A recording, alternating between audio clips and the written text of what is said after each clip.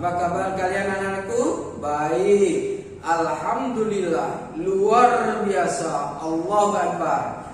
Anak-anakku yang Pak Guru cintai dan Pak Guru banggakan, hari ini kita masih belajar tema 4, subtema 2, pembelajaran yang pertama. Di pembelajaran yang pertama ini nanti kalian akan belajar muatan bahasa Indonesia, kemudian dilanjut dengan muatan SPDP dan ditutup dengan muatan matematika. Nah, Pak Guru berharap kalian tetap semangat, tetap berdoa, sholat 5 waktu, ya, dan berharap mudah-mudahan COVID yang ada di negara kita ini akan cepat berakhir sehingga kita dapat secepatnya bertemu di sekolah yang kita cintai. Nah, anak-anakku yang Pak Guru banggakan, di muatan bahasa Indonesia ini kita masih memahami isi teks dan juga memahami makna kosakata dalam sebuah teks. Baik, sekarang perhatikan teks yang akan kita baca bersama-sama. Oke. Kelasku bersih, aku bangga. Sekolah Dayu akan mengadakan lomba kebersihan antar kelas. Dayu dan teman-teman bertekad untuk menang dalam lomba tersebut. Mereka mulai berbenah. Semua siswa ikut ambil bagian. Dayu dan teman-teman sepakat untuk mengadakan gotong royong. Dayu dan teman-teman mulai yang bergotong royong. Bagaimana pertama yang dibersihkan adalah ruang kelas. Semua siswa berbagi tugas. Ada yang menyapu lantai, membersihkan kaca jendela, membersihkan papan tulis, dan menata ruang kelas. Semua siswa ikhlas mengerjakan tugas masing-masing. Kelas Dayu menjadi bersih dan rapi. Lantai, jendela, dan dinding tidak ada yang berdebu. Semua perabotan kelas pun tertata dengan baik. Ada juga hiasan dinding terpajang di dinding. Dayu dan teman-teman bangga punya ruang kelas yang bersih. Kelas yang bersih membuat siswa sehat. Ya, kelas yang bersih membuat siswa sehat. Nah, anak-anakku sekalian, setelah kalian membaca teks ini, kira-kira ada kosakata yang belum kalian ketahui maksudnya atau apa isi dari teks tersebut. Nah, Pak Guru ingin jelaskan tadi di sebuah teks tadi di atas ada kata mulai berbenah. Berbenah berarti memulai membereskan segala sesuatunya, ya. Kemudian bersih, kemudian ada lagi juga perabotan. Nah, perabotan itu berarti benda-benda yang ada di dalam kelas. Nah, sekarang di dalam teks ini menjelaskan tentang bagaimana cara menjaga kelas itu tetap bersih atau apa ciri-ciri kelas yang bersih itu. Nah, coba kalian perhatikan di sini kesimpulannya. Ciri-ciri kelas yang bersih adalah 1, tidak ada sampah yang berserakan. Nah, ya, lantainya bersih, kemudian tidak ada sampah yang berserakan di lantai. Pokoknya semua kelas saling menjaga kebersihan. Ya, kalau ada sampah segera ambil dan buang ke tempatnya sesuai dengan yang disediakan. Nah, yang kedua, debu-debu selalu dibersihkan. Kelas yang bersih tidak ada debu di meja, kemudian kaca-kacanya juga bersih, ya. Di semua perabotannya juga bersih. Yang ketiga, peralatan kelas tersusun rapi. Peralatan kelas itu apa saja sih?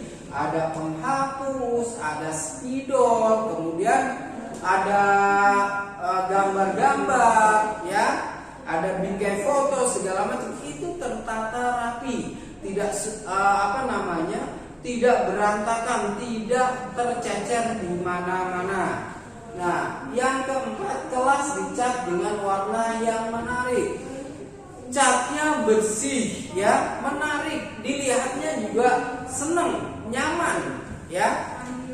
Oleh karena itu, kalian yang menempati kelas yang sudah dicat dengan rapi, dengan bersih, dengan indah, tolong jaga kebersihan. Jangan sampai kalian mencoret-coret tembok, baik dengan pulpen maupun dengan pensil. Nah, itu anak-anak yang dapat Pak Guru sampaikan tentang ciri-ciri kelas yang sehat. Nah, selanjutnya pembelajaran berikutnya adalah muatan SPDB. Kemudian nanti setelah SPDB akan disambung dengan muatan matematika. Terima kasih dari Pak Guru. Baik, ketemu lagi dengan Bu Miftah anak-anak. Sekarang kita akan belajar SPDP, masih tema 4, subtema 2, pembelajaran yang pertama. Tadi kalian sudah belajar bahasa Indonesia dengan Pak Sodikin tentang memahami isi teks dan kosakata dalam sebuah cerita. Untuk SPDP, kita akan belajar gerak keseharian dalam tarian. Waktu beberapa bulan yang lalu kita sudah belajar tentang gerak tari dalam kehidupan sehari-hari, misalnya memetik jambu dan lain sebagainya. Kalau sekarang karena temanya tentang kesehatan dan kebersihan, nanti gerakan menjaga lingkungan, misalnya menyapu, melakukan piket dan lain sebagainya. Kita perhatikan untuk penjelasan berikutnya. Nih, mengenal gerak keseharian dalam tari. Saat melakukan gerakan tarian, kita harus memperhatikan posisi tubuh, mulai dari kepala, kemudian tangan, badan, dan kaki. Nah, waktu dulu kita sudah belajar gerak koordinasi, yaitu gerak gabungan antara apa? Kepala, tangan, badan, dan kaki, sehingga nanti akan membentuk suatu gerakan yang indah. Saat piket kelas, kita dapat melakukan berbagai gerakan, misalnya apa saja ya? Gerakan menyapu lantai, ya, seperti ini gerakan menyapu lantai. Kemudian gerakan berikutnya yang B, gerakan mengelap kaca jendela. Jadi kalau menyapu lantai, perhatikan bagaimana posisi kepala, tangan, kaki, dan lain sebagainya. Ya. Nih, ini gerakan menyapu lantai ya. Nih, kepalanya ya menengok ke sebelah kanan, kemudian tangan kiri di dada, tangan kanan di samping. Nah, seperti ini nanti ya. Kemudian kaki menyilang. Ini gerakan menyapu lantai. Kemudian kita perhatikan berikutnya. Saat menari biasanya diiringi dengan iringan musik atau lagu, ya, alat musik. Kita sudah belajar kemarin tuh alat musik apa? Ritmis. Alat musik yang tidak mempunyai nada, ya. Ada juga nanti alat musik melodis. Kalau sekarang contoh alat musik ritmis yang biasa digunakan untuk mengiringi sebuah tarian, ada rebana, ada gendang dulu, gendang. Ini rebana, kemudian tamborin, kemudian tifa. Nah, bentuk-bentuknya nanti akan kamu pelajari saat belajar bangun datar dengan rumah. Nih, gendang, rebana, tamborin, tifa. Jika alat musik di atas tidak ada, gunakan benda-benda yang ada di sekitar kelas. Kalau di rumah, gunakan benda-benda yang ada di rumah. Kita sudah pernah praktek, bisa gunakan kaleng, botol, panci, bisa pakai baskom dan lain sebagainya ya. Jadi sebagai pengganti alat musik ritmis. Setelah ini kalian akan belajar dengan rumah tentang bangun datar. Semangat terus belajar. Alhamdulillah anak-anak, ketemu lagi kita di pembelajaran pertama di subtema kedua. Nah, kalau kemarin kita sudah belajar pembelajaran 5 dan 6, sekarang kita lanjutkan di pembelajaran pertama subtema kedua ya. Apa bunyinya? Yaitu hidup bersih dan sehat di sekolah. Nah, untuk muatan matematika seperti biasa, nggak jauh-jauh kita masih membahasnya, yaitu tentang sisi sudut dan titik sudut pada bangun datar. Nah, Untuk hari ini tadi kalian di awal sudah belajar bahasa Indonesia dengan Pak Sodikin ya, masih tentang makna kosakata dan sebagainya. Dilanjutkan lagi dengan SBDP oleh Bu Miftah tentang menari, gerakan menari, menyapu. Karena kemarin kita belajar tarian, nanti ada diajarkan tarian membuang sampah.